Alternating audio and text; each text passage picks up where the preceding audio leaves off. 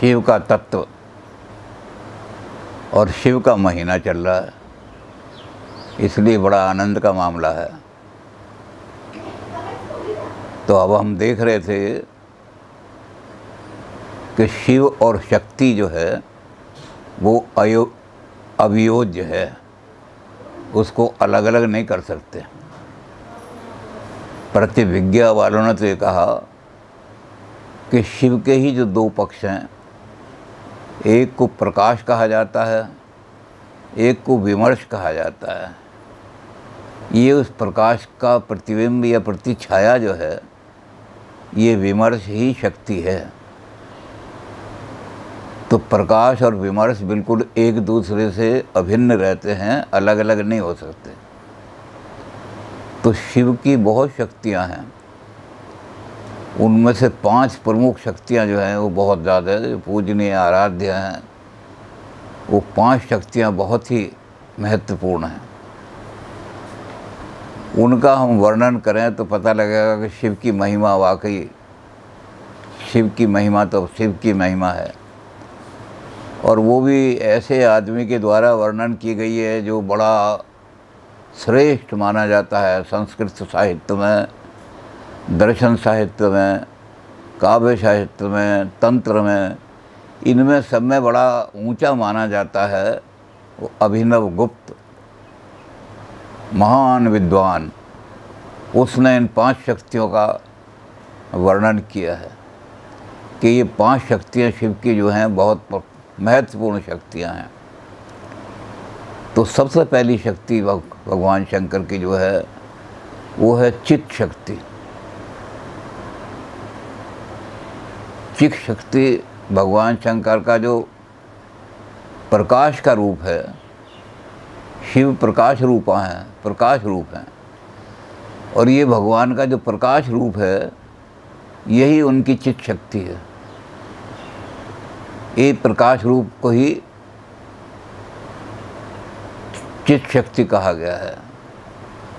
ये क्या करती है? ये अपनी स्वेच्छा से, अपनी इच्छा से, कोई इसके पर अपनी स्वेच्छा से जगत का, सारी सृष्टि का सृजन करती है और सारी सृष्टि का संहार भी करती है स्वेच्छा से। ये जो चित्त शक्ति है स्वेच्छा से, ये क्या करती है कि जब ये अपने आप को विस्तार करती है, चित्त शक्ति का जब विस्तारण होता है तो सृष्टि का उन्मीलन होता है, सृष्टि प्रकट होने लगती है, दिखाई देने लगती है, बढ़ती चली जाती है, उत्पन्न होती जाती है। तो उन्मीलन होता है इसकी इच्छा से।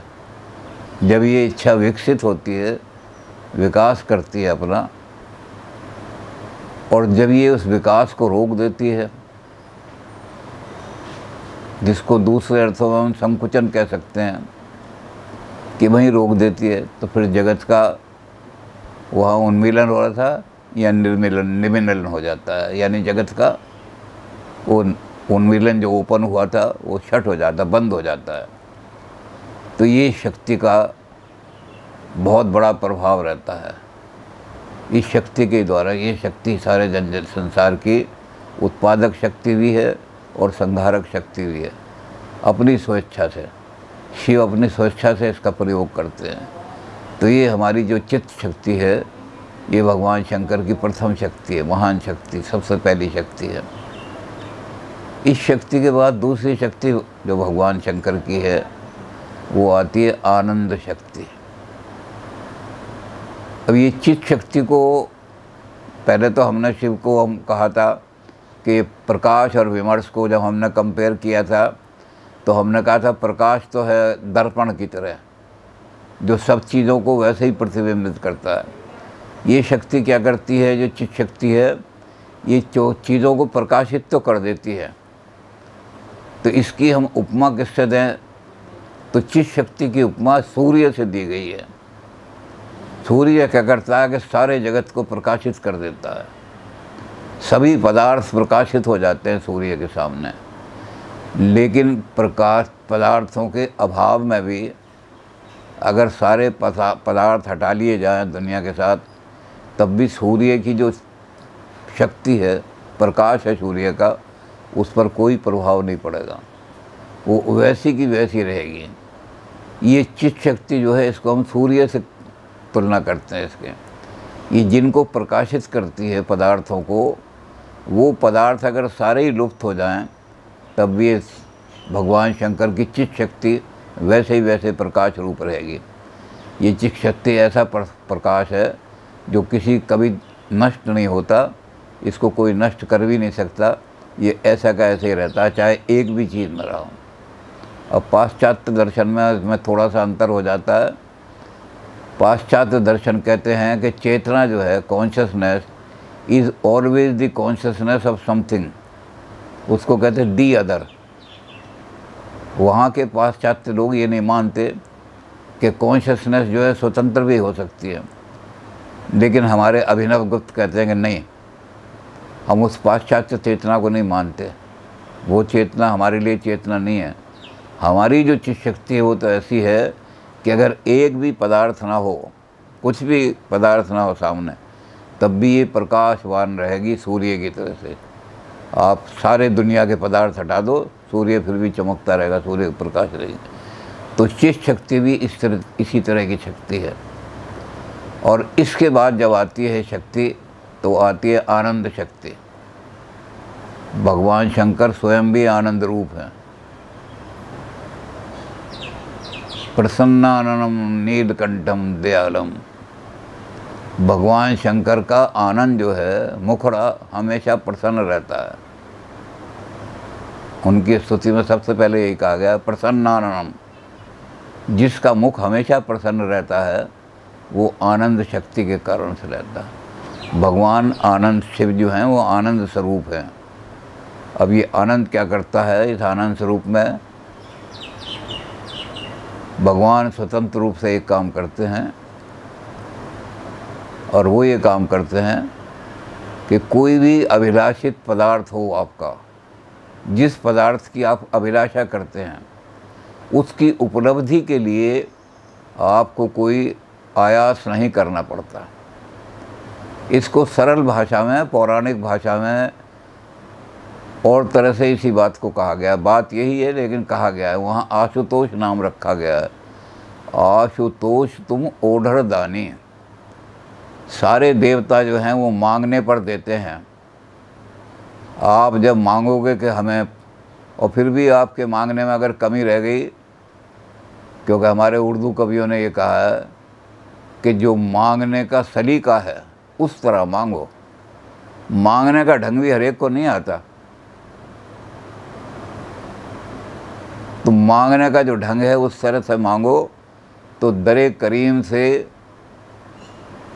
सालिक को क्या नहीं मिलता, मांगने वाले को क्या नहीं मिलता, हर चीज़ मिल सकती है।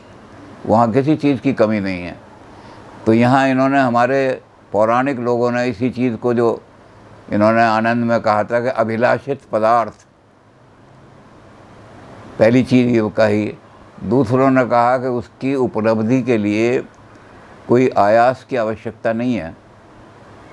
तो इन्होंने इसको कह दिया कि आशुतोष तुम ओढ़र दानी, तुम बिना मांगे देते हो।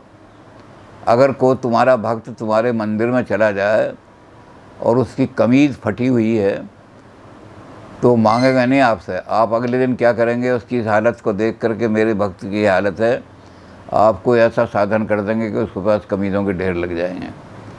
इसको कहते हैं ओढ़रदानी, बिना मांगे देने वाले। तो इसको इन्होंने दूसरी भाषा में कह दिया। हमारे अभिनव गुप्त जी, क्योंकि ये विद्वान है संस्कृत के, इसलिए इन्होंने संस्कृत की भाषा में कह दिया कि आप जितनी भी अभिलाषित पदार्थ हैं, उनकी उपलब्धि के लिए कुछ आवश्यकता की ज़रूरत पड़ती। और यही आनंद का सबसे बड़ा स्वतंत्र है। अब इस आनंद को इन्होंने एक और शब्द प्रयोग किया है।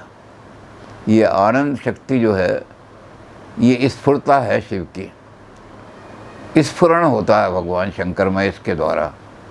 तो ये स्फुरता शक्ति जो है, ये क्या करती है कि सारे संसार में जितना स्फुरण दिखाई दे रहा है, जितनी स्फुरता दिखाई दे रही है, सारे संसार को संचालन जो हो रहा है सारे संसार का, वो इसी आनंद शक्ति के द्वारा हो रहा है। ये संसार आनंद स्वरूप है, तो ये भगवान शंकर की शक्ति के कारण से है। भगवान शंकर की शक्ति जो है वो क्या करती है, वो स्फुरित होती है। स्फुरता इसका नाम रखा उन्होंने, हमारे अभिनव गुप्त जी ने, कि ये स्फुरता है आनंद शक्ति। और स्फुर जब होती है शक्ति ये, तो सारे संसार का जो संचारण हो रहा है, सारा संसार उसको हो रहा है। तो संचारण करने वाला कौन है? उन्होंने कहा ये शक्ति संचारण करती है, ये स्फुरता जो है ये संचारण कर रही है सारे संसार का। तो ये आनंद शक्ति है, इसी के द्वारा संसार का सारा संचारण अच्छी तरह से हो रहा है। अब इसके बाद आती है हमारे पास इच्छा शक्ति। इच्छा शक्ति के बाद उन्होंने लिखा इच्छा शक्ति चमत्कारः। चमत्कार से इच्छा शक्ति होती है। अब इच्छा शक्ति क्या करती है कि भगवान स्वतंत्र है, भगवान शंकर सर्वतंत्र से स्वतंत्र। जैसे हमारे यहाँ आजकल तंत्र चल रहे हैं कि डेमोक्रेटिक तंत्र, ऑटोक्रेसी तंत्र, ये भी सारे कि शाही तंत्र चल रहा है या डिक्टेटर तंत्र चल रहा है, कुछ भी चल रहा है। तो ऐसे बहुत सारे तंत्र हैं संसार के अंदर, जिन तंत्रों से संसार चलता है, लेकिन भगवान शंकर सारे तंत्रों से स्वतंत्र हैं। कोई उनको बंधन बांध नहीं सकता, कोई मर्यादा बांध नहीं सकती, वो अपनी मर्यादा वाले आदमी हैं। तो ये स्वतंत्रता जो है, ये भगवान का क्या करती है स्वतंत्रता, के इस इच्छा के कारण से, भगवान की इच्छा से काम हो रहा है, आपकी इच्छा से नहीं हो रहा। तो भगवान की इच्छा से जो काम हो रहा है, तो बहुत सी अलौकिक और अघटित घटनाएं इस संसार के अंदर हो जाती हैं आपकी इच्छा से। और उनसे क्या होता है, उन घटनाओं के होने से हमारा मन जो है वो विस्मय में पड़ जाता है, ये घटना कैसे हुई, और वो अलौकिक घटना होती है। इसीलिए इन्होंने कहा है इच्छा शक्ति चमत्कारः। इच्छा शक्ति तो शिव का चमत्कार है। अब ये इच्छा शक्ति जब शिव का चमत्कार है, तो सारे पदार्थों को, जितने पदार्थ हैं, इनको अपने अंदर ये समाविष्ट रखती है। कौन से पदार्थ में क्या चमत्कार हो जाए, ये भगवान शंकर के ही हाथ में है, लेकिन कहीं भी चमत्कार हो सकता हो। आप देखते रहेंगे अघटित घटनाएं जो होती हैं संसार के अंदर, विस्मय में डाल देती हैं आपको। तो आपके लिए तो अघटित है वो, लेकिन भगवान शंकर की इच्छा शक्ति है, वो कुछ भी घटना कर सकती है। तो उससे आपको विस्मय तो हो जाएगा इस इच्छा शक्ति से। अब ये इच्छा शक्ति में एक चीज़ होती है कि जब इच्छा शक्ति होती है, तो इच्छा के साथ संकल्प होता है। किसी चीज़ को प्राप्त करने की आपके मन में इच्छा हुई, अब इच्छा हुई तो आपने उसको प्राप्त करने के लिए क्या किया। एक तो ये हो सकता है कि आप मन मोदक, यानी मन में लड्डू फूट रहे हैं आपके और कुछ काम नहीं हो रहा कुछ भी, तो मन मोदक नहीं है ये इच्छा शक्ति। ये इच्छा शक्ति संकल्प को जन्म देती है। ये ऐसे ख्याली पुलाव नहीं कि आप पराब बना रहे हैं कि जी ये हो जाए वो हो जाए सारा इच्छा। तो ये इच्छा शक्ति संकल्प को जन्म लेती है।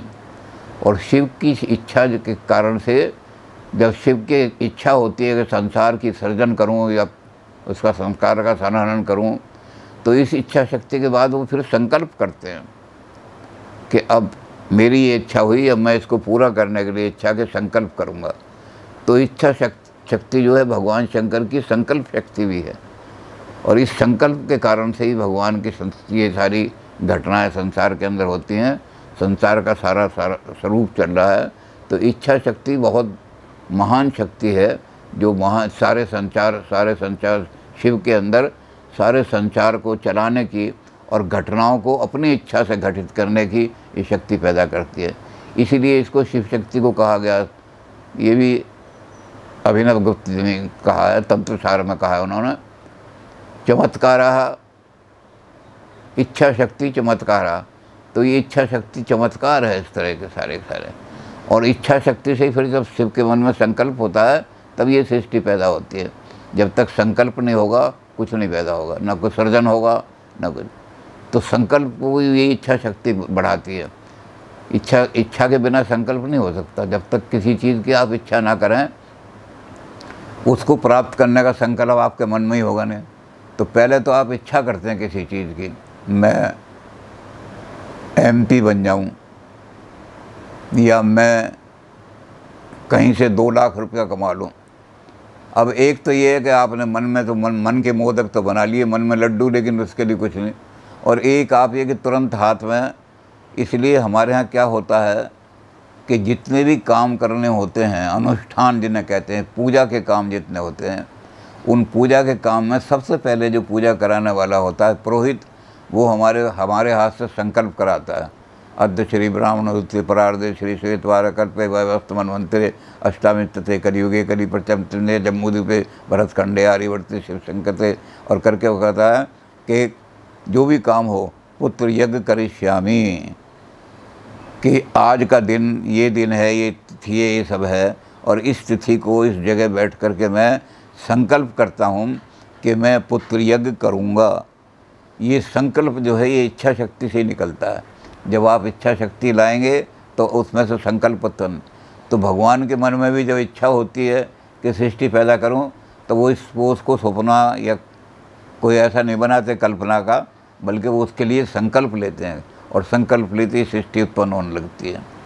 तो ये इच्छा शक्ति भगवान के संकल्प की शक्ति है। अब इस इच्छा शक्ति के बाद आपके अंदर एक और शक्ति आती है, वो आती है ज्ञान शक्ति। जिस चीज़ की आप इच्छा करते हैं, पहले मन में इच्छा होगी, इच्छा के बाद आप संकल्प करेंगे उसको प्राप्त करने का, और फिर उसके बाद देखेंगे बाज़ार में जा कर के ज्ञान उसका प्राप्त करेंगे। मेरे मन में इच्छा हुई आज जलेबी खाने की, और मैंने जलेबी खाने के बाद संकल्प किया कि आज मैं बाज़ार जाऊंगा और जलेबी खाऊंगा। ये संकल्प हो गया। अब संकल्प करने के बाद मैं जलेबी की दुकान पे पहुंचूंगा। जलेबी क्या भाव है, जलेबी ये गुड़ के शीरे से बनाई हुई है या चीनी के शीरे से बनाई हुई है, ये जलेबी जो है आज की ताज़ा जलेबी है या कल की है। तो इच्छा शक्ति, और जब संकल्प पैदा होता है तो एकदम फिर ज्ञान की इच्छा होती है। ये ज्ञान शक्ति क्या करती है, जितने भी पदार्थ हैं जानने योग्य, जो पदार्थ ऐसे हैं जो जानने योग्य नहीं है, हमारी उससे परे हैं, बुद्धि से, उसके बारे में नहीं है, बल्कि जो जानने योग्य पदार्थ हैं, जितने भी संसार में जानने योग्य पदार्थ हैं, उन सब का ज्ञान कराती है ये शक्ति। इसको कहते हैं general knowledge of all the goods of the world. दुनिया के जितने पदार्थ हमें दिखाई देते हैं और जानने योग्य हैं, वो उनका सबका ज्ञान सामान्य करा देती हैं हमें। ये प्रकाशित करती हैं उनको, और उनको प्रकाशित करने के बाद एक एक चीज़ को प्रकाश में ला देती हैं। जब प्रकाश में आ जाएगी चीज़ तो उसका हमें पता लग जाएगा कि क्या स्वरूप है इसका। किसी वस्तु का भी असली स्वरूप प्राप्त करने के लिए भगवान शंकर की जो ज्ञान शक्ति है वो कराती है। हम मुझे दिखाई दे रहा है कि ये लड्डू रखा या संतरा रखा है, तो संतरे का असली स्वरूप क्या है, इसके अंदर रस है, इसके अंदर रस नहीं है, ये संतरा नकली है या असली संतरा है। तो मैं सारा का सारा ज्ञान प्राप्त करूँगा उस संतरे के बारे में, तभी उसके लिए मैं उपलब्धि लूँगा सारी। तो ये हमारी जो ज्ञान शक्ति है ये इच्छा शक्ति के ऊपर निर्भर करती है। पहले इच्छा शक्ति होगी तब हम उसका ज्ञान प्राप्त करने की कोशिश करेंगे, और जब ज्ञान प्राप्त करने की कोशिश करेंगे तो संसार की हर वस्तु का ज्ञान प्राप्त होता चला जाएगा। जो भी गे वस्तु है, ये शक्ति ऐसा करती है कि हर एक को प्रकाशित कर देती है। संसार की कोई चीज़ छुपी नहीं रह सकती, फिर तो हर चीज़ प्रकाश में आ जाती है। इसका भी हम तुलना तो कर सकते हैं सांख्य की प्रकृति से, कि प्रकृति के अंदर हर चीज़ छुपी हुई है, और ज्ञान शक्ति को हम, क्योंकि पुरुष तो चेतन है, पूरा प्योर चेतना है पुरुष के अंदर कोई किसी तरह से। तो जब पुरुष चेतना है वो प्रकाश डालता है प्रकृति पर, तो प्रकृति के गर्भ में जितनी चीज़ें सब प्रकाशित हो जाती हैं। तो थोड़ा बहुत, हालांकि वो ये पुरुष और प्रकृति की तरह नहीं है, यहाँ भगवान की शक्ति है और भगवान शंकर अलग नहीं है, यहाँ तो दोनों एक ही हैं। लेकिन हम कंपेयर कर सकते हैं कि जिस तरह से ज्ञान शक्ति वहाँ चेतना रूप जो है वो प्रकृति को प्रकाशित कर देती है, और प्रकृति सब चीज़ें दिखाई देने लगती हैं। ऐसे ही यहाँ ये ज्ञान शक्ति है, ये भगवान से अलग नहीं है, पुरुष और प्रकृति से।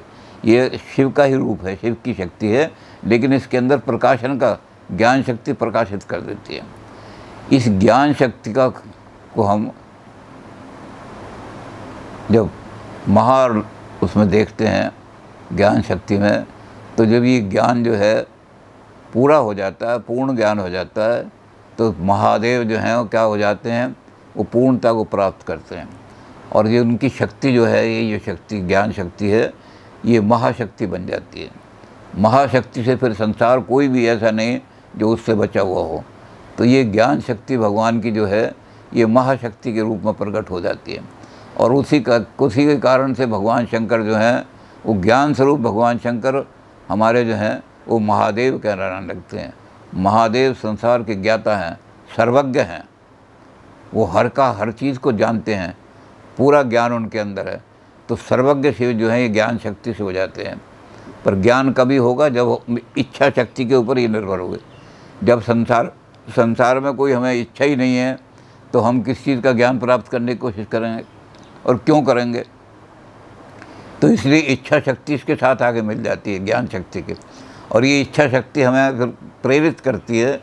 इसलिए इसको हम कह सकते हैं इच्छा शक्ति को कि ये तो प्रेरक है, और ज्ञान शक्ति उससे प्रेरित होकर के सारे संसार को भगवान को खोल देते।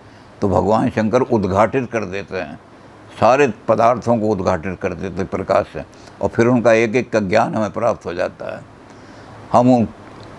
हम हालांकि रहते तो अल्पज्ञ हैं, वो सर्वज्ञ नहीं बन पाते, लेकिन फिर भी हमारे अंदर ये शक्ति आ जाती है कि हम वस्तुओं का ज्ञान प्राप्त कर सकते हैं, उनकी असलियत जान सकते हैं, असली क्या है।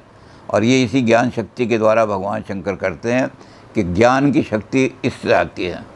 तो ज्ञान की शक्ति से सर्वज्ञ महादेव जो हैं वो सर्वेश्वर बन जाते हैं, सर्वेश्वर बन जाते हैं और सर्वज्ञ बन जाते हैं। संसार के अंदर महादेव कहलाना रखते हैं ज्ञान शक्ति के कारण से।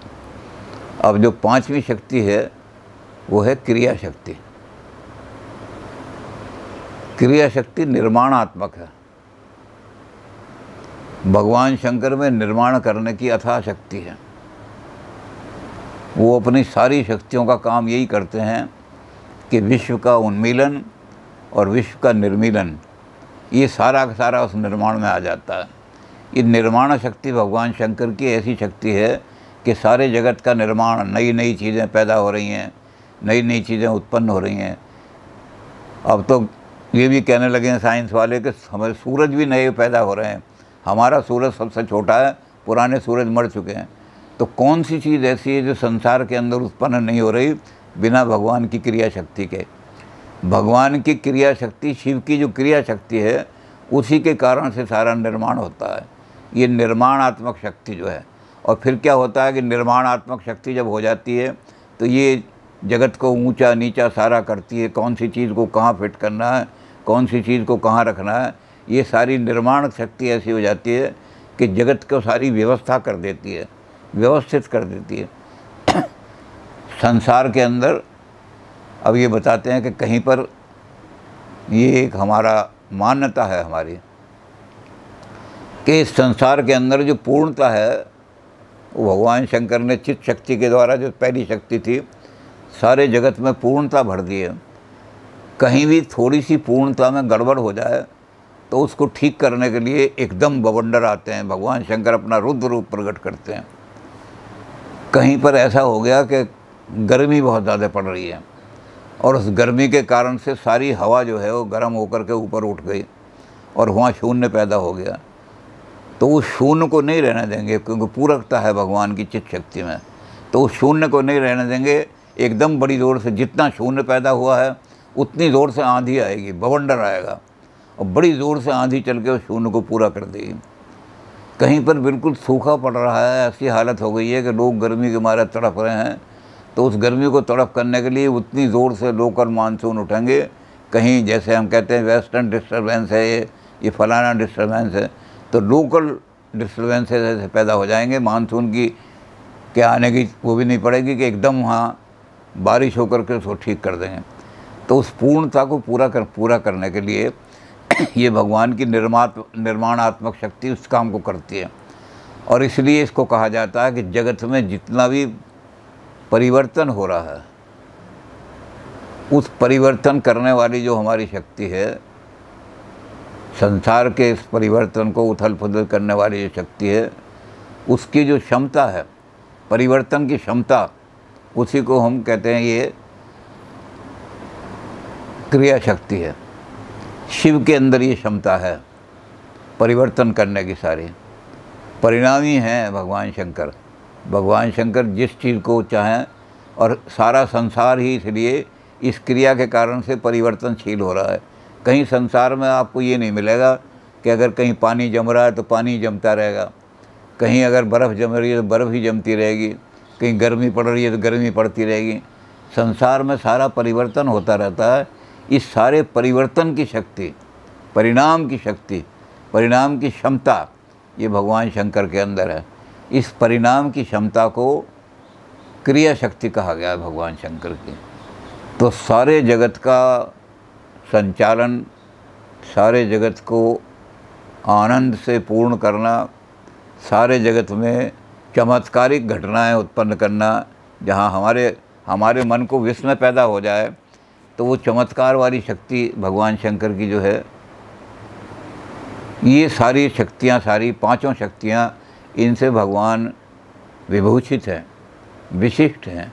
इसलिए भगवान को हम कह सकते हैं कि भगवान ही शक्ति के पति हैं, शक्ति के स्वामी हैं, शक्ति को धारण करने वाले हैं, शक्ति के धारक हैं।